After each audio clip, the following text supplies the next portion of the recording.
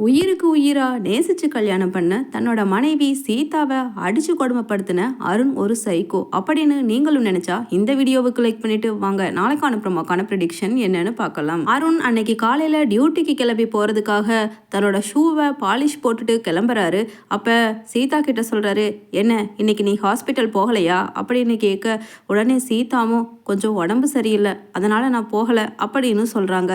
அதே சமயம் அருண், இதை பாரு, மறுபடியும் உன் அக்கா மீனாவோ உன் மாமா முத்துவோ இங்கே வந்து எனக்கு அட்வைஸ் பண்ணுறேன் அது பண்ணுறேன் இது பண்ணுறேன்னு என் முகத்தில் முழிச்சாங்கன்னா அதுக்கப்புறம் நேற்று விழுந்த மாதிரி தான் அடி மறுபடியும் இன்றைக்கும் விழும். அதனால் நீயோ இல்லை உன் அக்காவோ மாற்றி மாற்றி ஃபோன் பண்ணிக்கிறதோ இல்லை வழக்கம் போல் உன் அக்காவும் மாமாவும் எனக்கு அறிவுரை சொல்கிறேங்கிற பேரில் இங்கே வந்தாலும் அதுக்கப்புறம் சீதா நான் அவங்கள ஒன்றும் சொல்ல மாட்டேன், எல்லாத்துக்கும் சேர்ந்து உனக்கு தான் விழும், என்ன ஜாக்கிரதை, நான் டியூட்டிக்கு நேரம் ஆச்சு நான் கிளம்புறேன் அப்படின்னு சொல்லிட்டு அருண் டியூட்டிக்கு கிளம்பி போயிடுறாரு. அதே சமயம் சரி நம்ம வெளியில் போய் ட்ரெஸ் எல்லாம் காய போட்டுட்டு வரலாம் அப்படின்னு அந்த வெயிலில் காலையில் 10 மணிக்கு போய் கொடியில் துணிகளை காய போட்டு வர்ற சீதா திடீர்னு மயங்கி விழுந்துடுறாங்க. அதை பார்த்துட்டு பக்கத்து வீட்டில் இருக்கிற ஒரு லேடி ஓடி வந்து, என்னம்மா சீதா, நானும் பார்த்துட்டே இருந்த துணியெல்லாம் காய போட்டுட்டு இருக்கவே கீழே விழுந்துட்டியே அப்படின்னு சொல்லிட்டு அங்கே பக்கத்தில் இருந்த பாட்டில் இருக்கிற தண்ணியை எடுத்து முகத்தில் தெளிக்கிறாங்க. அப்போவும் சீதா லேசாக மயக்க நிலைமையிலேயே இருக்க, ஐயோ எங்க யாராவது வாங்க அப்படின்னு சத்தம் போட ரோட்டில் போகிறவங்க எல்லாரும் வந்து சீதாவை தூக்கி மடியில் உட்கார வச்சு மறுபடியும் தட்டி எழுப்ப சீதா அப்படியே லேசாக கண் முழிக்கிறாங்க. முழிச்ச சீதா, எனக்கு என்னாச்சு, ஒரு மாதிரி கண்ணெல்லாம் வெள்ளை வெள்ளையாக தெரியுது, ஒரு மாதிரி எனக்கு ஒரு கிடுகிடுப்பாகவே இருக்குங்க அப்படின்னு சொல்ல, உடனே சரிம்மா எதுக்கும் ஹாஸ்பிட்டல் போயிட்டு வந்துடலாம், உன் ஹஸ்பண்ட்க்கு ஃபோன் பண்ணட்டுமா அப்படின்னு சொல்ல, உடனே பக்கத்தில் இருக்கிற இன்னொரு நபர் சொல்கிறாங்க, அருண் சாருக்கு நான் ஃபோன் பண்ணிட்டேன், அவர் நான் டியூட்டியில் இருக்க அவளையே ஹாஸ்பிட்டல் போய் என்ன ஆச்சுன்னு சொல்லி செக் பண்ணிக்க சொல்லிட்டாரு அப்படின்னு சொல்லிட்டு ஒருத்தர் சொல்கிறாரு. அதை கேட்டுட்டு பக்கத்தில் இருக்கிற இன்னொரு லேடி சொல்கிறாங்க, என்ன மனுஷன் இவன், கட்டின பொண்டாட்டி இப்படி வெயிலில் மயக்கம் போட்டு கீழே விழுந்து கிடுகிடுப்பா பக்கத்தில் ஆள் கூட இல்லாமல் கஷ்டப்பட்டுட்டு இருக்கான்னு ஃபோன் பண்ணால் அவளையே ஹாஸ்பிட்டல் போய்க்க சொல்லுன்னு சொல்கிறான், இவன்லாம் என்ன ஜென்மமோ அப்படின்னு சொல்லிட்டு, சரி சீதா நீ கவலைப்படாதம்மா, ஒரு ஆட்டோவை பிடிச்சு நாங்கள் போகிறோம் கூட்டிகிட்டு போகிறோம் அப்படின்னு சொல்கிறாங்க. உடனே சீதாவோ, இல்லைங்க என்னோட அக்கா மீனாவுக்கு ஃபோன் பண்ணுங்க அவங்க வந்துடுவாங்க அப்படின்னு சொல்லிட்டு சொல்கிறாங்க சீதாவும். உடனே சரிம்மா அப்படின்னு மீனாவோட நம்பரை வாங்கி ஃபோன் பண்ண, அதே சமயம் பூக்களை டெலிவரி பண்ணுறதுக்காக ஹெல்மெட்டை போட்டுட்டு ஸ்கூட்டி ஓட்டிகிட்டு போய்கிட்டு இருக்க மீனா ஃபோன் அடித்ததால் ஓரமாக நிறுத்தி ஃபோனை எடுத்து பேசுகிறாங்க. அப்போ ஹலோ சீதா, சொல்லு சீதா அப்படின்னு சந்தோஷமாக பேச, இல்லை நான் சீதா பேசலம்மா, சீதாவோட ஃபோனை வாங்கி பக்கத்து வீட்டில் இருந்து பேசுகிற பாட்டி பேசுகிறம்மா அப்படின்னு சொல்கிறாங்க. உடனே ஏங்க என்னாச்சு, நீங்கள் எதுக்கு சீதாவோட ஃபோன்லேருந்து கால் பண்ணியிருக்கீங்க அப்படின்னு கேட்குறாங்க மீனா. உடனே பக்கத்து வீட்டு அந்த லேடி சொல்கிறாங்க, இல்லைம்மா மீனா, உன் தங்கச்சி உன் துணிங்களை காய போட்டுட்டு இருக்கவே கீழே மயங்கி விழுந்துட்டா, அதுதான் சரி அவங்க வீட்டுக்காரருக்கு ஃபோன் பண்ணால் நான் டியூட்டியில் இருக்க இப்போல்லாம் வர முடியாதுன்னு சொல்லி முகத்தில் அடித்த மாதிரி சொல்லிட்டாருமா, அவளையே ஹாஸ்பிட்டல் தனியாக போய்க்க சொல்லுன்னு கொஞ்சம் கூட ஈவிரக்கம் இல்லாமல் அந்த பையன் சொல்லிட்டாம்மா, அதுதான் சரி உனக்கு பண்ண சொல்லி சீதா சொன்னா அப்படின்னு சொல்கிறாங்க.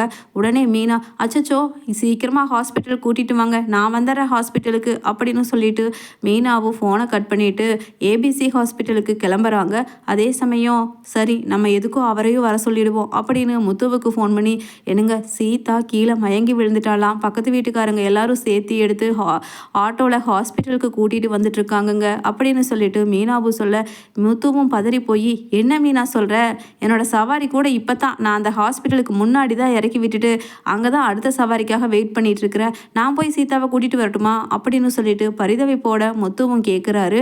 உடனே மீனா சொல்கிறாங்க, இல்லைங்க நம்ம போய் கூட்டிகிட்டு வர்றதுக்கு டபுள் டைம் ஆகும், அதனால் அவங்க ஆட்டோவில் கூட்டிகிட்டு வர சொல்லிட்டேன், இப்போ நானும் ஹாஸ்பிட்டலுக்கு பக்கமாக வந்துட்டேங்க அப்படின்னு சொல்ல, கரெக்டாக ஆட்டோவும் வந்துடுறேன் சீதாவை இறக்கி கூப்பிட்டு போகிறாங்க உள்ள. உடனே ஆட்டோவுக்கு பணம் கொடுத்துட்டு முத்து அங்கே கூட வந்தவங்களுக்கு எல்லாம் ரொம்ப நன்றிங்க அப்படின்னு சொல்லிட்டு முத்துவும் மீனாவும் சொல்ல, உடனே மீனா நீ பார்த்து உள்ளே கூட்டிகிட்டு போமா அப்படின்னு சொல்லிட்டு அந்த வயசான லேடியில் ஒருத்தங்க சொல்கிறாங்க முத்துக்கிட்ட, ஏப்பா முத்து ஒரு நிமிஷம் நீ இங்கே வாப்பா அப்படின்னு கூப்பிட்றாங்க. உடனே முத்துவும் வர, நீ சீதாவோட அக்கறையில் உண்மையிலேயே அக்கறை கொண்டவனாக இருந்தா அந்த பொண்ணை அந்த அருண்கிட்ட இருந்து தனியாக பிரித்து கூட்டிகிட்டு போயிருப்பா, அப்போவாவது அவள் நிம்மதியாக சந்தோஷமாக இருக்கட்டும், ஏன்னா அவள் சரியாக சாப்பிட்றதில்ல சரியாக தூங்குறதில்லப்பா, இந்த சீதா ரொம்ப நல்ல பொண்ணு, அதே மாதிரி தான் அருணோட அம்மாவும் ரொம்ப நல்ல டைப்பு. ஆனால் அந்த அருண் சரியான சைக்கோ மாதிரிப்பா. அதை எப்படி உங்ககிட்ட நாங்கள் சொல்கிறதுன்னு தெரியல. ஏன்னா நீங்களும் அவங்களும் சொந்தக்காரங்க. இதை நாங்கள் சொன்னால் கடைசியில் நீங்கள் சங்கடமாக கூட எடுத்துக்கிறதுக்கு வாய்ப்பு இருக்குது இல்லையாப்பா. அதனால தான் இத்தனை நாளாக அந்த சீதா பொண்ணுக்கு வேண்டி நாங்களும் யார்கிட்டையும் வாய் திறக்கல. ஆனால் இப்போ எனக்கு என்னமோ அவள் ஏதாவது சந்தோஷமான செய்தி உண்டாயிருப்பாளோ என்னமோன்னு தோணுதுப்பா. அதனால் அவளை கொஞ்ச நாள் சந்தோஷமாக அவங்க அம்மா வீட்டிலையாவது வச்சிருங்கப்பா அப்படின்னு சொல்ல உடனே முத்துவும், என்னம்மா சொல்கிறீங்க, அந்த அளவுக்கு அவன் கொடுமைப்படுத்துவானா அப்படின்னு கேட்க, ஆமாப்பா ஆமாம், நேற்று கூட அவன் அந்த பொண்ணை போட்டு அடித்ததை எங்கள் 2 கண்ணால் பார்த்தோம். இருந்தாலும் அதை நம்ம வெளியில் சொல்லி அவன் போலீஸ்காரன், அவன் கூட எதுக்கு நம்ம வீணாக வம்பு தகராறு பண்ணிட்டு அந்த பிள்ளையா வாய் திறந்து சொல்லட்டும்னு சொல்லி நாங்களும் விட்டுருவோம். ஆனால் பாவமாக இருக்குப்பா சீதாவை பார்த்தா அப்படின்னு சொல்லிட்டு சொல்கிறாங்க. உடனே முத்துவும், அம்மா நீங்கள் என்னம்மா, நீங்கள் என்கிட்டையாவது சொல்லியிருக்கலாம்ல, இனி விடுங்கம்மா, நான் பார்த்துக்கிறேன், என்ன நடக்கணுமோ அதை நான் கரெக்டாக பார்த்துக்கிறேன் அப்படின்னு சொல்லிட்டு சொல்கிறாரு முத்துவும். அதே சமயம் மீனா உள்ள டாக்டர்கிட்ட போய் பேசுகிறாங்க. என்னோட தங்கச்சிக்கு என்னாச்சு டாக்டர் அப்படின்னு கேட்க, என்னம்மா 2-3 நேரமாக நீங்கள் சரியாக சாப்பிடல போல், வயிற்றில் எதுவுமே இல்லை, பிளட் டெஸ்ட்டில் கூட எல்லாமே ரொம்ப லோவாக இருக்குது, ப்ரெஷர் சுகர் எல்லாம் கரெக்டாக சாப்பிட்ணும்ல அப்படின்னு கேட்குறாங்க. உடனே சீதாவோ, இல்லை டாக்டர், ஏன்னோ பசி ஆகலை, அதுக்கப்புறம் ஒரு மாதிரியாகவே இருக்குது, அதனால தான் டாக்டர் சாப்பிடலை அப்படின்னு சொல்ல, உடனே என்ன உங்கள் மாமியார் டெத்தான கவலையிலேருந்து உங்களால் மீண்டு வர முடியலையா அப்படின்னு டாக்டர் கேட்குறாங்க. உடனே சீதாவும், அதெல்லாம் இல்லை டாக்டர் அப்படின்னு சொல்கிறாங்க.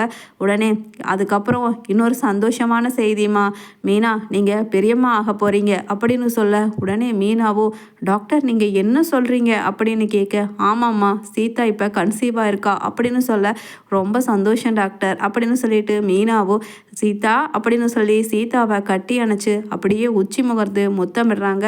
உடனே சீதாவும் அக்கா அப்படின்னு சொல்லிட்டு பாவமா சோகமா அருண் ஒரு புரிஞ்சுக்க முடியாத சைக்கோவாக இருக்கிறான், இந்த மாதிரி சமயத்தில் நம்ம இப்படி இருக்கோமே அப்படிங்கிற மாதிரி பாவமாக முகத்தை வச்சுட்டு சோகத்தில் அப்படியே கட்டி அணைச்சி மீனாவை பிடிச்சிட்டு அழுகிறாங்க. அங்கே மனசுக்குள்ளே தன்னோட பாரத்தை அடக்கிக்கிட்டு சீதாவோட இந்த சந்தோஷமான செய்தியை கேட்ட உடனே முத்து பக்கத்தில் போய் ஸ்வீட் பாக்ஸை வாங்கிட்டு வந்து எல்லாருக்குமே ஸ்வீட் கொடுக்குறாரு. அதே சமயம் சீதாவோட முகம் வாடி இருக்கிறத பார்த்துட்டு முத்து சொல்கிறாரு, சீதா இப்போவே அருணுக்கு ஃபோன் பண்ணி பேசு, என்னதான் சைக்கோவாக இருந்தாலும் அவன் என் மேலே தான் கோபம், உன் அக்கா மீனா மேலே தான் கோபம், இப்படி அவனோட குழந்தை உன் வயிற்றில் வளருதுன்னு தெரிஞ்சா நிச்சயமாக மனசு மாறிக்குவான் அப்படின்னு சொல்ல, உடனே சீதாவும், இல்லைம்மாமா அவரை பற்றி நீங்கள் புரிஞ்சுட்டது அவ்வளவுதான், அவர் ஒவ்வொரு டைம் ஒவ்வொரு மாதிரி மென்டல் மாதிரி பேசுவார் மாமா அப்படின்னு சொல்லிட்டு சீதாவும் சொல்கிறாங்க. உடனே மீனா, இல்லை நான் வாங்கி சொல்கிறேன், கண்டிப்பாக இந்த செய்தியை நம்ம மறைச்சோன்னா தான் தப்பு சீதா அப்படின்னு சொல்லிட்டு சீதாவோட ஃபோனில் இருந்து அருணுக்கு ஃபோன் பண்ண, அங்கே டிராஃபிக் இன்ஸ்பெக்ஷனில் பெரிய பிஸியாக இருக்கிற அருண் ஃபோனை எடுத்துகிட்டு காதில் வச்சுட்டே கையில் ஏதோ நோட்டில் எழுதிக்கிட்டே சொல்கிறாரு கூட்டத்தில், ஹலோ சீதா சொல்லு, நான் தான் உன்னை அப்படியே ஹாஸ்பிட்டல் போகணும்னு சொல்லி சொன்னனே, திரும்ப திரும்ப எதுக்கு கால் பண்ணிக்கிட்டு இருக்க அப்படின்னு சொல்லிட்டு திட்டுறாரு. உடனே, இல்லைங்க நான் மீனா பேசுகிறேன், சீதா கர்ப்பமாக இருக்கா அப்படின்னு சொல்லனே அருண் சொல்கிறாரு, என்னது வாட் நான்சென்ஸ், இப்போ சீதா கர்ப்பமாக இருக்காளா, அவகிட்ட ஃபோனை கொடுங்க அப்படின்னு சொல்ல சீதாவும் வாங்கி பேச, உடனே அருண் சொல்கிறாரு, சீதா அந்த குழந்தைய அப்படியே நீ அபார்ட் பண்ணிட்டு வந்துரு, எனக்கு கண்டிப்பாக குழந்தை வேணுங்கிற இன்ட்ரெஸ்ட் இல்லை இப்போதைக்கு அப்படின்னு சொல்ல, அப்படியே அதிர்ச்சியாகி நிற்கிறாங்க சீதா அழுதுகிட்டே. உடனே அதை கேட்டுட்டு முத்துவும் மீனாவும், அடைச்ச இவெல்லாம் ஒரு மனுஷனாமா, நீ வா வீட்டுக்கு வா, அதை பற்றி அதுக்கப்புறமா பேசிக்குவோம் அப்படின்னு சொல்லிட்டு முத்து ஆறுதலாக சீதாவை கூட்டிகிட்டு போகிறாரு வீட்டுக்கு.